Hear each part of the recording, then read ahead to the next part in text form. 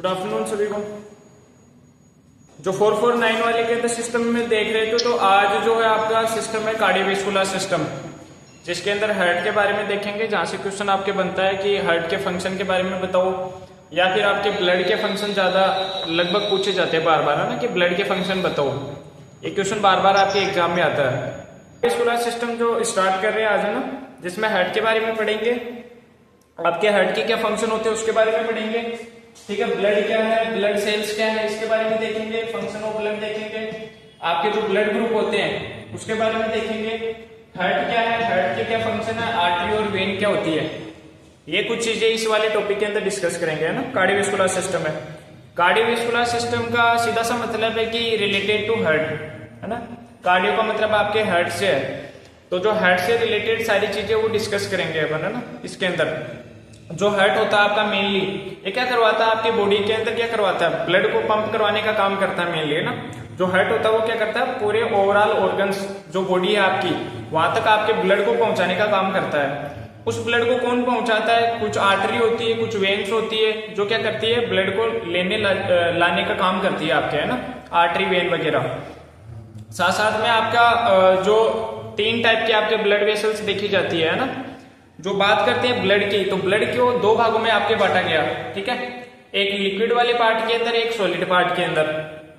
2 भागों में आपके ब्लड को बांटा गया कि जो ब्लड होता है उसके 2 पार्ट होते हैं, एक लिक्विड वाला पार्ट होता है, एक सॉलिड वाला पार्ट होता है। लिक्विड वाले पार्ट के अंदर क्या है कि 91% आपके प्लाज्मा पाया जाता है। ठीक है, 91% आपके प्लाज्मा पाया जाता है। प्लाज्मा में क्या होता है, प्लाज्मा प्रोटीन्स वगैरह होती है आपकी। ठीक है, एल्ब्यूमिन, ग्लोबुलिन, फिब्रिनोजन वगैरह।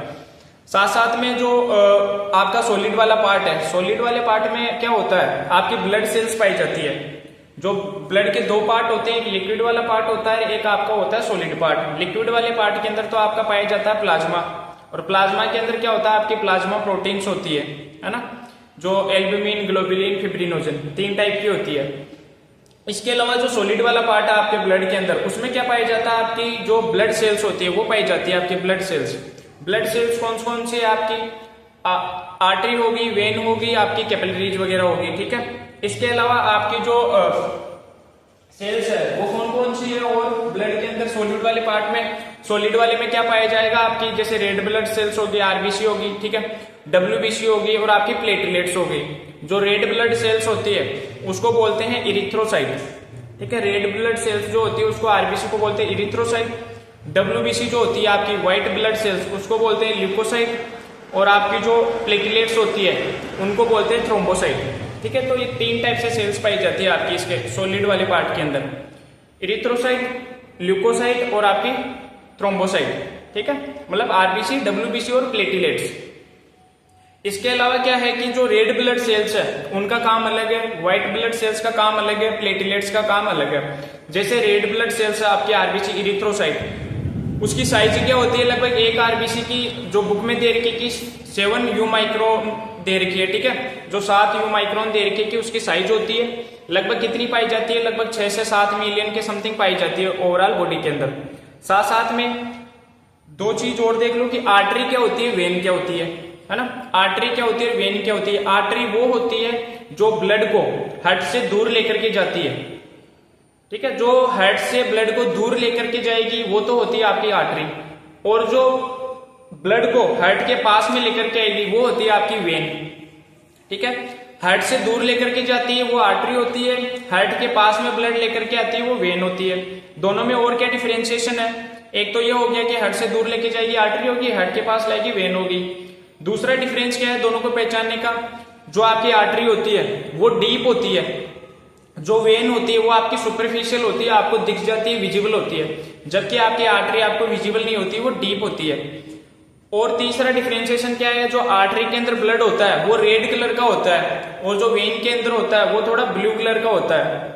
कारण क्या है, आर्टरी के अंदर रेड ब्लड होने का कारण यह है कि उसमें जो ब्लड होता है वो ऑक्सीजनेटेड होता है, मतलब उसके अंदर ऑक्सीजन घुली हुई रहती है, इसलिए वो रेड कलर का होता है। और आपकी जो वेन होती है, वेन के अंदर आपका डीऑक्सीजनेटेड ब्लड बहता है, CO2 युक्त वाला ब्लड बहता है, इसलिए वो थोड़ी ब्लू कलर की दिखाई देती है आपके। ठीक है, जो सुपरफिशियली आपके बॉडी पार्ट पे दिखाई देती है आपको वो वेन दिखाई देती है। आर्टरी डीप होती है आपकी। और क्या है कि आर्टरी जो होती है उसका प्रेशर बहुत ज्यादा होता है और जो आपकी वेन होती है उसका प्रेशर कम होता है। आर्टरी के अंदर वॉल नहीं पाए जाते, जो वेन होती है उसके अंदर वॉल पाए जाते हैं आपके। एक और चीज की जो ब्लड का कलर रेड कलर का दिखाई देता है वो कैसे देता है, जो ब्लड के अंदर क्या पाया जाता है, एक वर्णक पाया जाता है आपका, ठीक है, पिगमेंटेशन पाया जाता है जिसको बोलते हैं हीमोग्लोबिन HB। उसकी वजह से ब्लड का जो कलर होता है आपके रेड कलर होता है, ठीक है। जो ब्लड का कलर होगा वो रेड होने का कारण है कि जो वर्णक पाया जाता है आपके, ठीक है, हीमोग्लोबिन पाया जाता है, उसकी वजह से क्या होता है आपका जो ब्लड होता है वो रेड कलर का दिखता है ना, वो रेड कलर का दिखता है। इसके अलावा और क्या है जो WBC की, ये तो बात होगी आपके RBC की। जो RBC रेड ब्लड सेल्स आपकी इरिथ्रोसाइट बोलते हैं, 6 से 7 मिलियन पाई जाती है, लगभग 7 माइक्रोन उसकी साइज होती है।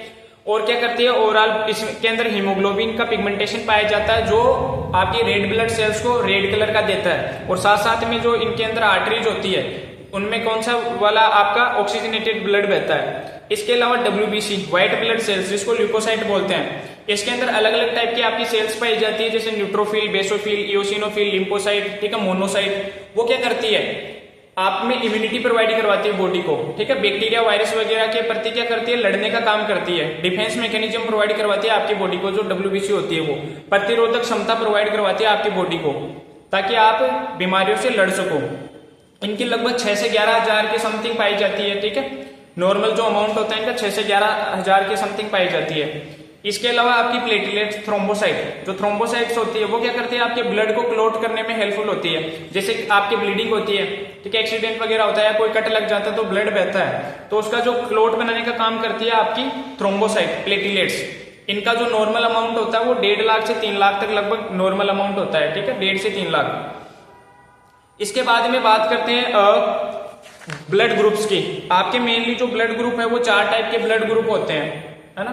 ये बेसिक सा था जो आपका कार्डियोवैस्कुलर सिस्टम था उसके बारे में पहले। अब बात आती है आपके ब्लड ग्रुप। ब्लड ग्रुप जो है आपका वो 4 टाइप से ब्लड ग्रुप होते हैं, A, B, AB और O, ठीक है। इसके अंदर एक एक नंबर का क्वेश्चन बन सकता है आपके, ठीक है। 1 नंबर का क्या बन सकता है कि जो ब्लड ग्रुप होता है O जो होता है वो क्या होता है आपके O वाला ब्लड ग्रुप यूनिवर्सल डोनर होता है। मतलब यूनिवर्सल का मतलब सार्वभौमिक होता है, डोनर का मतलब देने वाला, है ना, जो सबको ब्लड दे सकता है। कि आपके क्वेश्चन 1 नंबर का ऐसा बन सकता है कि ऐसा कौन सा ब्लड ग्रुप है जो सभी को ब्लड अपना दे सकता है, डोनेट कर सकता है। तो जो O वाला होता है, O को यूनिवर्सल डोनर है, वो सभी को अपना ब्लड दे सकता है, ठीक है। O वाला क्यों दे सकता है, क्योंकि इसके ऊपर कोई भी एंटीजन नहीं होती है ना, इसलिए दे सकता है। उसके अलावा जो AB है, AB आपका ब्लड ग्रुप है वो सभी से ले सकता है, यूनिवर्सल रिसिपिएंट है, मतलब सभी से वो ब्लड को ले सकता है, ठीक है। AB वाला सभी से ले सकता है, O वाला सभी को ब्लड दे सकता है। एक एक नंबर के क्वेश्चन पूछे जा सकते हैं तो ध्यान में रखना। जो O है वो सभी को ब्लड डोनेट कर सकता है, AB सभी से ब्लड ले सकता है, ठीक है। इसके अलावा RH पॉजिटिव, RH नेगेटिव होता है। इसके अंदर RH पॉजिटिव वालों की संख्या ज्यादा होती है, 90% लगभग RH पॉजिटिव पाए जाते हैं आपके, ठीक है, जो क्या करते हैं ब्लड किसी से भी ले सकते हैं। RH नेगेटिव वाला जो होता है वो रेयर पाए जाते हैं, बहुत कम पाए जाते हैं। ओनली ये RH नेगेटिव वाले से ही ब्लड अपना ले सकते हैं, ठीक है। इतना ही देर का ब्लड ग्रुप के बारे में। उसमें इंपॉर्टेंट 2 चीज याद रखनी है आपको, तो बस O वाला सभी को दे सकता है, AB वाला सभी से ले सकता है। एक एक नंबर का क्वेश्चन आ सकता है आपके। इसके अलावा है फिर आपके फंक्शन ऑफ द ब्लड। जो ब्लड है आपका उसके क्या फंक्शन है, ठीक है। ब्लड क्या करता है, एक तो ट्रांसपोर्टेशन का काम करवाता है, मतलब आपके पूरे ओवरऑल ऑर्गन्स तक जो न्यूट्रिएंट्स को पहुंचाना है, ऑक्सीजन को पहुंचाना है, वो आपके ब्लड का काम होता है। लिक्विड को पहुंचाना है, जो भी है आपके सारा का सारा जो भी न्यूट्रिएंट्स वगैरह, एनर्जी वगैरह और आपकी ऑक्सीजन पूरे बॉडी ऑर्गन्स को पहुंचाने का काम आपके ब्लड का होता है। इसलिए ये क्या करता है, ट्रांसपोर्टेशन का काम करता है, मतलब हर ऑर्गन तक लेके जाता है सारी चीजों को।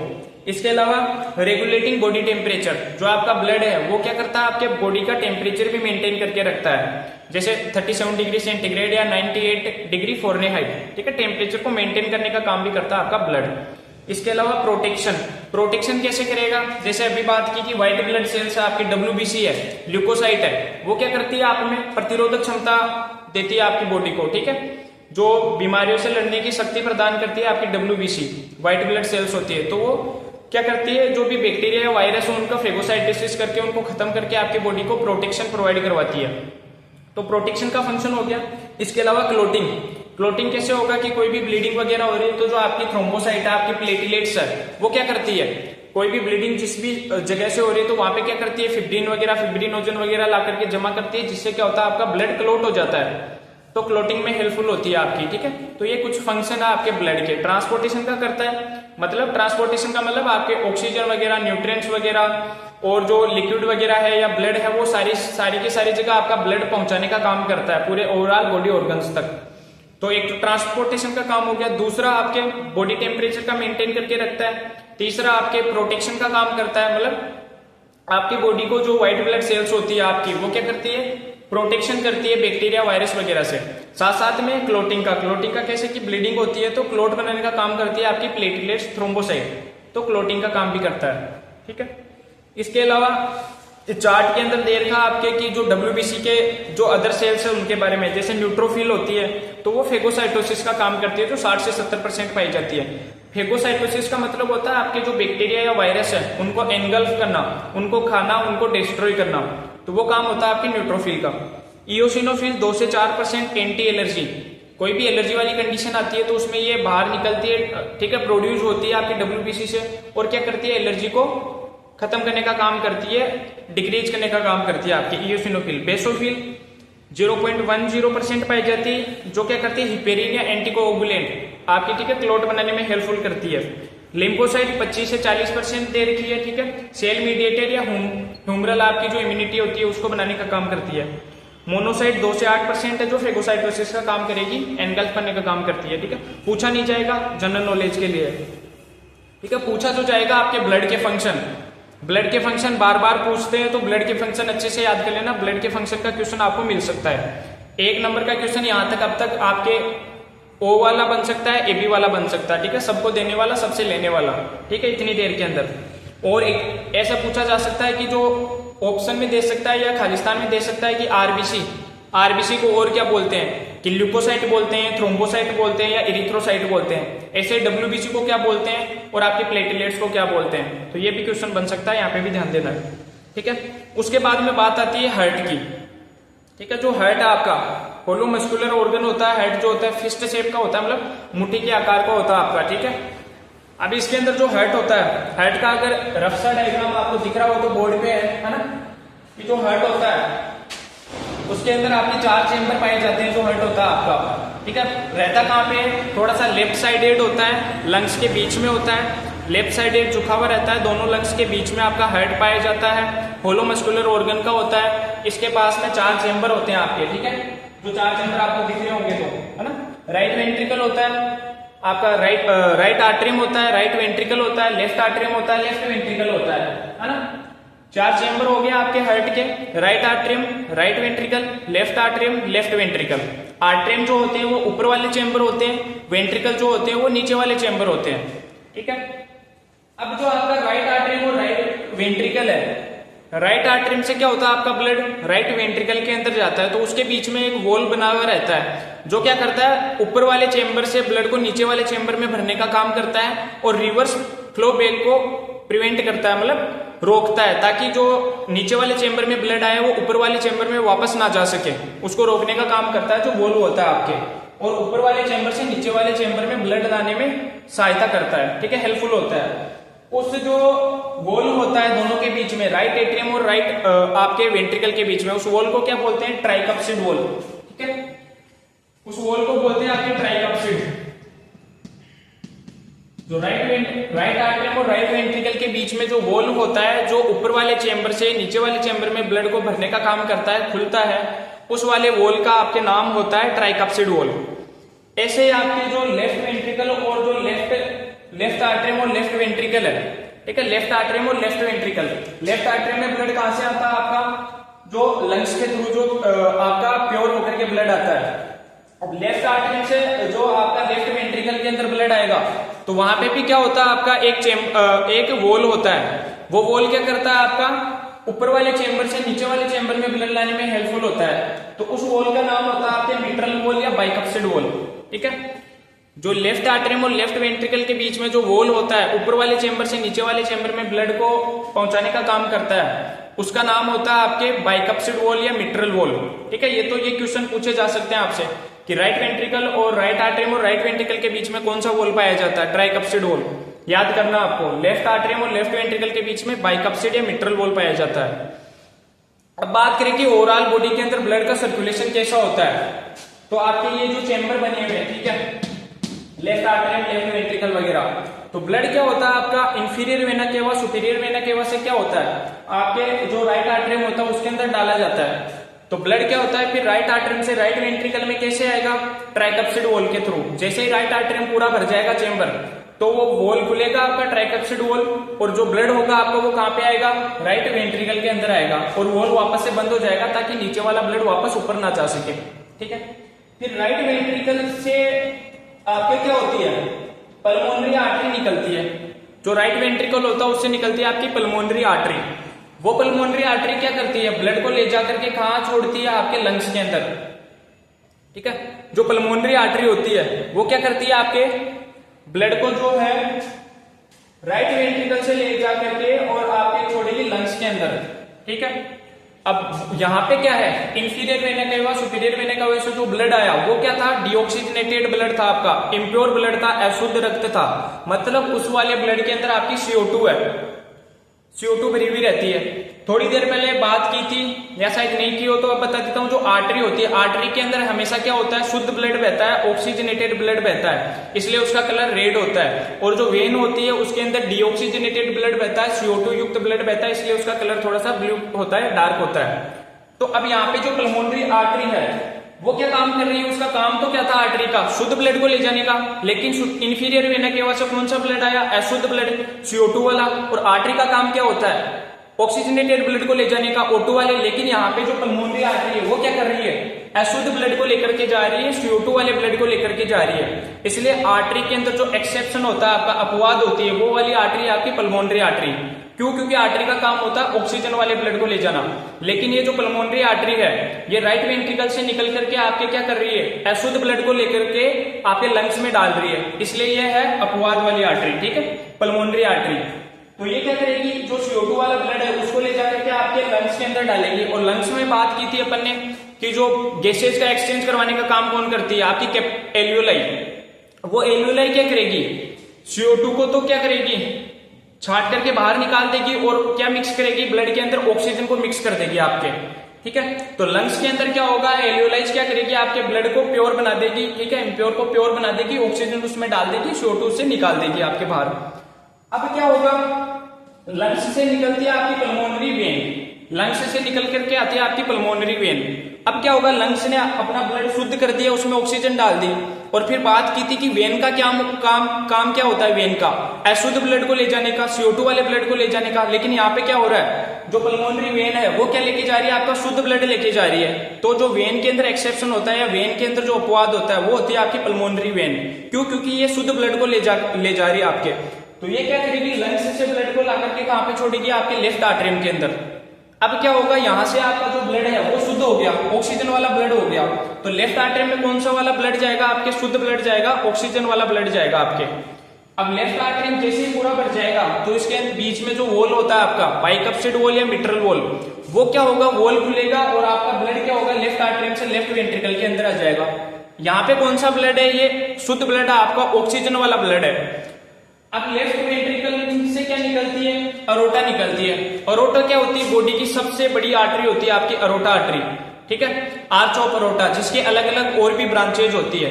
ये अरोटा क्या करती है? फिर लेफ्ट वेंट्रिकल से जो ब्लड लेती है उस ब्लड को ओवरऑल बॉडी के अंदर पहुंचाती है। मतलब अरोटा जो होगी वो पंप करेगी ओवरऑल बॉडी के अंदर, पूरे ब्लड को पंप करेगी। ठीक है, और वो वाला ब्लड कौन सा होता है? आपका शुद्ध ब्लड होता है। वो शुद्ध ब्लड आपकी पूरी बॉडी के अंदर जाएगा, और फिर से वापस से यही चक्कर स्टार्ट होगा। इंफीरियर वेना केवा से अशुद्ध ब्लड आएगा, वो आपके डाला जाएगा राइट आर्टरियम के अंदर। फिर वैसे ही जैसे ये पूरी प्रोसेस हुई है, ऐसे का ऐसा ये पूरी प्रोसेस आपकी चलती रहती है। ठीक है, तो ऐसे पूरा सर्कुलेशन होता है आपके हार्ट के थ्रू। ठीक है, जो सर्कुलेटरी सिस्टम भी बोलते हैं इसको। ठीक है, कार्डियोवैस्कुलर सिस्टम या सर्कुलेटरी सिस्टम। सर्कुलेटरी सिस्टम का मतलब यही हो गया कि ओवरऑल बॉडी के अंदर ये आपके ब्लड को पहुंचाने का काम करता है। ठीक है, इसमें भी बात करें तो जो सबसे बड़ा चेंबर कौन सा होता है आपका? जो 4 चेंबर आपके right ventricle, right atrium, right ventricle, left atrium, left ventricle, इनमें सबसे बड़ा जो चेंबर होता है आपका लेफ्ट वेंट्रिकल वाला होता है। ठीक है, क्यों? क्योंकि इसके अंदर यहां से ही पूरी ओवरऑल बॉडी के अंदर ब्लड को पंप किया जाता है, पंप होगा पूरा का पूरा ब्लड। ठीक है, इसलिए ये थोड़ा सा और चेम्बरों की बजाय बड़ा होता है थोड़ा सा।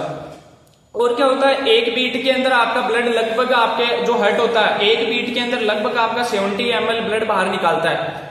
आपका जो हार्ट होता है वो 72 बार धड़कता है। ठीक है, 1 मिनट के अंदर 72 बार धड़कता है, तो एक बार धड़केगा, एक बीट के अंदर 70 ml ब्लड को पंप करता है।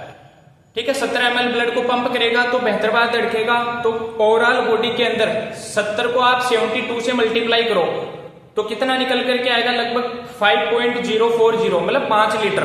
तो 1 मिनट के अंदर आपका जो हार्ट होता है वो लगभग 5 लीटर ब्लड को पंप करता है 1 मिनट के अंदर। तो इसी से आपका एक क्वेश्चन बनता है कि जो ह्यूमन बॉडी होती है, जो वेस्ट अडल्ट होता है, जो नॉर्मल पर्सन होता है, लगभग ह्यूमन बॉडी के अंदर 5 से 6 लीटर आपका ब्लड पाया जाता है। ठीक है, 5 लीटर के समथिंग जो एक ह्यूमन बॉडी होती है उसके अंदर लगभग 5 से 6 लीटर आपका ब्लड पाया जाता है। ठीक है, उसका पता लग गया कि एक बीट के अंदर 70 ml बाहर निकालेगा और 72 बार धड़कता है, तो 70 × 72 तो आपका 5 लीटर के समथिंग आएगा। ठीक है, ये बात थी आपके हार्ट के बारे में, थोड़ी सी जनरल जानकारी थी जो आपको समझ में आई होगी, है ना, कि कैसे कैसे कहां से निकलता है, कौन से वॉल्व वगैरह होते हैं। इसके अलावा आर्टरी और वेन के बारे में पहले ही पढ़ चुके हैं कि आर्टरी और वेन के अंदर क्या डिफरेंस है। आर्टरी जो होती है वो डीप होती है, इसके अंदर जो आपका ब्लड होता है वो ऑक्सीजनेटेड ब्लड बहता है, इसका कलर लाल होता है। क्यों? क्योंकि हीमोग्लोबिन का पिगमेंटेशन पाया जाता है, वो इसको रेड कलर प्रदान करता है। ठीक है, इसके अंदर वॉल प्रेजेंट नहीं होते और आर्टरी का प्रेशर आपका ज्यादा होता है। वेन का जस्ट अपोजिट, जो वेन होती है वो डीऑक्सीजनेटेड ब्लड को ले जाती है। ठीक है, जो क्या करती है, CO2 वाले ब्लड को आपके कैरी करती है, ले जाने का काम करती है। और जो आर्टरी होती है वो ब्लड को हार्ट से दूर लेकर के जाती है, और जो वेन होती है वो ब्लड को हार्ट के पास में लेकर के आती है। वेन जो होगी सुपरफिशियली पाई जाएगी, कलर में डार्क कलर की होगी, वॉल प्रेजेंट वगैरह रहते हैं, प्रेशर इसका लो रहता है, कम रहता है वेन का आपका, है ना। इसके बाद में हार्ट के बारे में समझिए आप। बाकी इसके अंदर और भी स्ट्रक्चर होती है आपके हार्ट के, जैसे यहाँ पे आपका ऐसे नोड पाया जाता है, यहाँ पे प्रोटीन के फाइबर वगैरह पाया जाता है, एवी नोड पाया जाता है। ठीक है, ऐसे नोड जो होता है, ऐसे नोड को बोलते हैं पेसमेकर ऑफ द हार्ट या second heart of the body, है ना। ऐसे नोड को पेसमेकर ऑफ द हार्ट बोला जाता है, जो क्या करता है, इलेक्ट्रिकल इंपल्स वगैरह भेजने का काम करता है आपके।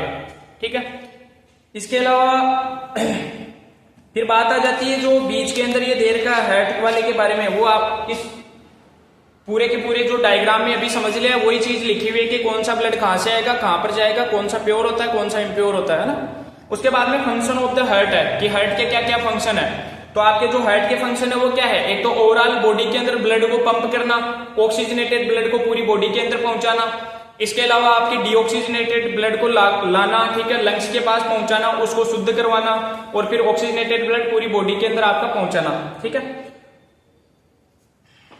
बस यही है हार्ट के फंक्शन, है ना। ओवरऑल बॉडी के अंदर क्या करेगा, जो ऑक्सीजनेटेड ब्लड है उसको पंप करेगा, और जो वेस्ट है आपका, ठीक है, मतलब डीऑक्सीजनेटेड ब्लड, उसको शुद्ध करवाने का काम करेगा, और शुद्ध करके क्या करेगा, ओवरऑल बॉडी तक पहुंचाने का काम करता है आपका हार्ट, है ना।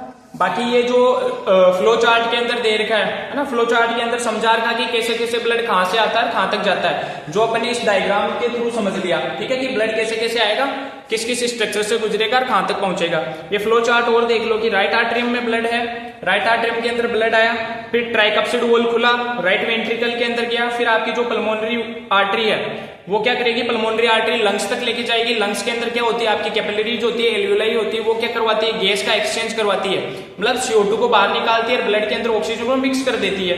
अब क्या होगा, वहां से जो पल्मोनरी आपकी वेन निकलेगी, वो पल्मोनरी वेन क्या करेगी, आपके लेफ्ट वेन आर्टरियम के अंदर ब्लड को डालेगी, फिर मिट्रल वॉल खुलेगा, बाइकप्सिड वॉल खुलेगा, आपका लेफ्ट वेंट्रिकल में ब्लड आएगा, फिर वहां पे आपकी जो अरोटा होती है वो अरोटा क्या करेगी, ओवरऑल बॉडी के अंदर जो आपका शुद्ध ब्लड होता है उसको पहुंचा देगी, और फिर से यही चक्कर वापस स्टार्ट हो जाएगा। तो इसलिए इसको बोलते हैं सर्कुलेटरी सिस्टम या कार्डियोवैस्कुलर सिस्टम आपका, है ना। तो ये था आपका कार्डियोवैस्कुलर सिस्टम। इसमें सबसे ज्यादा इंपोर्टेंट है आपके ब्लड के फंक्शन, ब्लड के फंक्शन आपके इंपोर्टेंट है, आर्टरी वेन के अंदर डिफरेंस आपका इंपोर्टेंट है, हार्ट के फंक्शन आपके इंपोर्टेंट है, कौन सा सबको ब्लड दे सकता है, कौन सा सबसे ले सकता है, ये इंपोर्टेंट है, आरबीसी को क्या बोलते हैं, WBC को क्या बोलते हैं, प्लेटलेट्स को क्या बोलते हैं, ये क्वेश्चन बन सकता है। ठीक है, इसके अलावा अगर आपसे पूछी जाए कि सर्कुलेटरी सिस्टम की फिजियोलॉजी वगैरह बताओ आप, तो आपको फिर वो बताना है ना फंक्शन की कैसे कैसे ब्लड। और तीसरी चीज ये भी पूछा जा सकता है राइट आर्टरियम राइट वेंट्रिकल के बीच में जो वॉल होता है उसका क्या नाम होता है, या फिर आपके ट्राइकप्सिड वॉल किसके बीच में पाया जाता है, लेफ्ट आर्टरियम लेफ्ट वेंट्रिकल के बीच में या फिर राइट आर्टरियम राइट वेंट्रिकल के बीच में। ऐसा ही क्वेश्चन बन सकता है आपके बाइकप्सिड वॉल का या मिट्रल वॉल का। लेफ्ट आर्टरियम लेफ्ट वेंट्रिकल के बीच में बाइकप्सिड वॉल, उसका ही दूसरा नाम है मिट्रल वॉल, है ना। तो कैसे भी पूछ सकता है, तो ये भी ध्यान में रखना। यही चीज इंपॉर्टेंट है और यहां से इस वाले जो सिस्टम है इससे क्वेश्चन लगभग आता ही है आपका, है ना। तो आपको ध्यान देना है यहाँ पे। एक चीज और है इसमें बीच में दे रखी, जो आपकी आरबीसी होती है, आरबीसी का जो जीवन काल होता है, मतलब आरबीसी कब डिस्ट्रॉय हो जाती है और फिर कब से दूसरी नई आरबीसी बनती है आपकी, तो आरबीसी का जो जीवन काल होता है वो होता है, ये भी क्वेश्चन 1 नंबर का पूछा गया है, पहले भी पूछा जा सकता है। आरबीसी का जो जीवन काल होता है वो होता है 120 दिन का। तो न्यूबॉर्न होते हैं, बच्चों में होते हैं, उनके अंदर लगभग 80 दिन का होता है, ठीक है, आरबीसी का जीवन काल। मतलब आरबीसी फिर डेड हो जाती है, मर जाती है और फिर नई वाली आरबीसी बनती है आपके, ठीक है। तो उनका जो जीवन काल होता है वो 120 दिन का होता है। तो ये भी क्वेश्चन पूछा जा सकता है 1 नंबर का आपके, आरबीसी का जीवन काल 120 दिन, ठीक है। तो ये चीज थी, इंपॉर्टेंट चीज थी इस वाले चैप्टर के अंदर।